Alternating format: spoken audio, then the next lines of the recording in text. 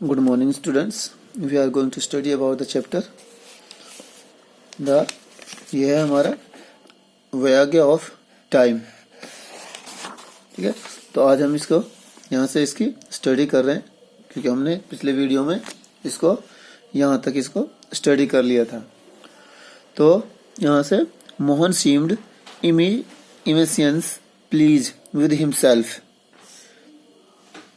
यानी जो मोहन था वो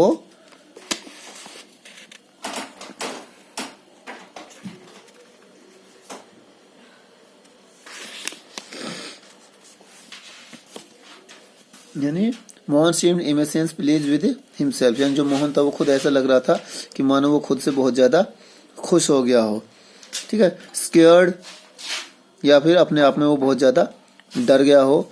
we had planned it this way, यानी वी हैड प्लान यानी हमने इसकी योजना बनाई थी या हम इसकी योजना बना चुके थे। इट दिस वे, इस तरह से। ठीक है, वी न्यू, हम जानते थे। That expected us to protest and be violent, यानी हम जो प्रोटेस्ट कर रहे थे, यानी हम जो धरना दे रहे थे, यानी हम किसी के खिलाफ कुछ प्रदर्शन कर रहे थे, तो उसके बारे में वो कह रहा है वी दे एक्सपेक्टेड अस, यानी उनसे यानी हमसे उनकी वो ये सोच रहे थे ये कुछ वायलेंस करेंगे, यानी जबकि हमने कोई भी हम वायलेंट नहीं हुए, हमने कोई भी वहां पर दंगा नहीं किया। Oh yes they wanted us to do that so that they could beat us up, यानी वो क्या कहते हैं, oh yes they wanted us to do that, यानी वो चाहते थे कि हम ऐसा करें, यानी कैसा कि हम वहां पर जाकर दंगा करें। क्यों? उसकी वजह से so that they could beat us, यानी ताकि वो हमको पीट सकें। अब haul us away to jail, और हॉल कहते हैं जबरदस्ती लेके जाना, यानी और वो हमें यानी हमें जब दंगा करने शुरू कर देंगे तो वो हमें जबरदस्ती वहां से उठाएंगे, लेके जाएंगे और हमें जेलों में डाल देंगे। But we are not prepare to go to jail, तो वो क्या कहता है, परंतु हम जेल जाने के लिए बिल्कुल भी तैयार नहीं थे। What was the point then, यानी वो क्या कहता है कि उस वक्त जो पॉइंट था वो क्या था, यानी क्या मुद्दा था। बाबू आस्क्ड, बाबू पूछता है। while Manju listened earnestly, earnestly बोलते हैं बहुत ही ज्यादा गौर से, यानी एकदम ध्यान लगाकर सुनना। यानी जब वो बाबू ने पूछा कि बात क्या थी, यानी मुद्दा क्या था, तो मंजू वो उस बात को ध्यान से सुनती है कि क्या पूछने वाला है। तो it's like a declaration of war, declaration बोलते हैं घोषणा, यानी अनाउंसमेंट। तो it is like a declaration of war, यानी ऐसा लगता था कि मानो किसी युद्ध की घोषणा की गई हो। वी टोल्ड देम, हमने उनको बताया। Now this is war and for us you are the enemy, यानी वो हमने उनको बताया नाउ, अब दिस इज वॉर, यानी ये हमारे लिए एक जंग है। एंड फॉर अस, हमारे लिए, यू आर द एनिमी, तुम हमारे दुश्मन हो। तो and what was the paper you gave the policeman, यानी वो उनसे पूछता है कि वो कागज क्या था जो तुमने एक पुलिस वाले को दिया था, यानी उसके बारे में उसको पूछती है, इंक्वायरी करती है। ठीक है, तो उसके बाद that was a notice we served on the collector, यानी वो क्या था, दैट वाज ए नोटिस, यानी वो एक घोषणा थी या एक खबर थी। We serve on the collector, यानी जो हमने कलेक्टर तक पहुंचाई है। As a representative of his majesty government, यानी जैसे कि जो वो गवर्नमेंट में अपने पद पर आसीन था, यानी उसके ऊपर उस पर जो पावर थी उसको आजमाने के लिए, या उसको कहने का मतलब ये है कि as a representative of his majesty government, यानी उसकी जो गवर्नमेंट थी उसकी पावर को आजमाने के लिए हमने उसको एक नोटिस दिया था कि भाई वो क्या करते हैं। आस्किंग देम, यानी उनसे पूछा कि टू क्वाइट इंडिया और फेस द कॉन्सिक्वेंस, यानी वो कहता है या तो भारत को छोड़ो या फिर अपने जो आने वाली जो परिस्थितियां उनसे सामना करने के लिए तैयार रहो। तो Suman and another boy turn up after they had finished their dinner at that night. यानी सुमन एंड अनदर बॉय, यानी सुमन और एक जो दूसरा लड़का था, टर्न अप यानी वो वहां से घूम जाते हैं, यानी वापस होते हैं। They had finished their dinner, जब उन्होंने अपना जो रात का भोजन था वो कर चुके। दैट नाइट, उस रात, यानी कहने का मतलब ये है कि जब वो उस रात अपना रात का खाना खत्म कर चुके तो वहां से वो घूमते हैं, यानी वहां से वापस होते हैं। द बॉय स्टेगर्ड, स्टेगर्ड बोलते हैं यानी एकदम कदमों का बहकना, यानी इधर उधर हिलना डुलना। यानी the boy staggered in with a large newspaper covered parcel, यानी कवर्ड पार्सल यानी कोई चीज थी उस बच्चे पर, उस लड़के पर, जो एक न्यूज़पेपर से ढकी हुई थी। इन हिज हैंड्स, उसके हाथों में, यानी उसकी वजह से वो लड़खड़ा रहा था। स्टेगर्ड बोलते हैं लड़खड़ाने को। The boy staggered in with a large newspaper covered parcel, यानी न्यूज़पेपर से ढका हुआ एक बड़ा पार्सल था, उसकी वजन की वजह से वो लड़खड़ा रहा था, यानी उसका जो बैलेंस था वो खराब हो रहा था। इन हिज हैंड्स, जो उसके हाथों में था। Here let me help you sad Mohan, यानी मोहन ने कहा कि मुझे तुम्हारी मदद करने दो, यानी लेट मी हेल्प यू, मैं तुम्हारी मदद करूं। माई रूम ओके अम्मा, यानी कहता माई रूम यानी मेरा कमरा, ओके अम्मा। तो कहते no I think the puja room is better, a light there will took more normal। No I think the puja room is better, यानी जो पूजा रूम है वो अच्छा है। a light there will to look more normal, यानी वहाँ जो लाइट की जो सुविधा है वो काफी ठीक है और वहाँ अच्छा दिखाई पड़ता है। ठीक है, तो यानी वो पूजा रूम में the will look more normal, यानी वो दूसरे कमरे की बजाय उस कमरे में अच्छा दिखाई देता है, यानी उसमें रोशनी अच्छी है। राइट एज यूजुअल अम्मा द पूजा रूम देन, यानी वो कहता है बहुत ही अच्छे अम्मा। द पूजा रूम देन, यानी जो पूजा रूम है वो कहाँ पर है।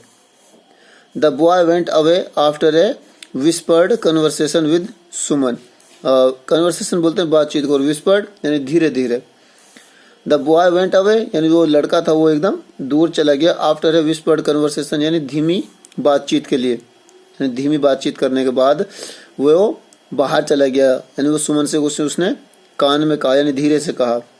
Then Suman Amma and Mohan went into the small puja room, यानी उसके बाद सुमन थी, अम्मा एंड मोहन, यानी वो तीनों को तीनों went into the small puja room, यानी पूजा रूम जो था उसमें वो चले जाते हैं। Babu and Manju stared curiously over their shoulders at the mysterious parcel, जो बाबू था और मंजू थी। स्टेयर्ड कहते हैं घूरना, यानी एक तरफ, यानी गौर से किसी चीज की तरफ देखना। क्यूरियसली, क्यूरियसली बोलते हैं उत्सुकतावश, यानी ईगर, यानी जैसे बोलते हैं ईगरली। ओवर देयर शोल्डर्स, उनके कंधों के ऊपर से वो देखते हैं। एट द मिस्टीरियस पार्सल, यानी मिस्टीरियस बोलते हैं रहस्यमयी, यानी जिसके बारे में कुछ पता ना हो। ठीक है, तो Babu and Manju stared curiously over their shoulders at the mysterious parcel, यानी उस मिस्टीरियस यानी रहस्यमयी पार्सल की तरफ वो उसके कंधों के ऊपर से उचक कर देखते हैं उत्सुकतावश, भाई इसमें क्या है। Which turn out to be ये साइक्लोस्टाइल मशीन। साइक्लोस्टाइलिंग मशीन का मतलब है यानी किसी चीज को, ये उस वक्त एक कॉपी करने की मशीन होती थी जिससे किसी भी लेटर को काफी कागजों पर उसको प्रिंट किया जाता था, यानी उसकी कॉपी की जा सकती थी, यानी उस मशीन को वो ध्यान से देखते हैं। Babu said Mohan as they settle down to work, यानी जो कहता बाबू सैड मोहन, यानी मोहन से कहा as they settle down to the work, यानी जैसे वो काम करने के लिए एकदम बैठ गए तो उसको बाबू से, यानी जो बाबू बोलता है sit out in the front room and keep a watch, यानी वो क्या कहता है कि बाहर का जो कमरा है उसमें आप बैठ जाओ और कीप ए वॉच यानी देखना, यानी कोई आ ना जाए, यानी बाहर से आपको यानी किसी चीज की तरफ निगरानी रखनी है। Give us a warning if anyone seem to be coming to our house, यानी वो कहता है कि गिव अस ए वार्निंग है ना, हमें एक चेतावनी दे देना।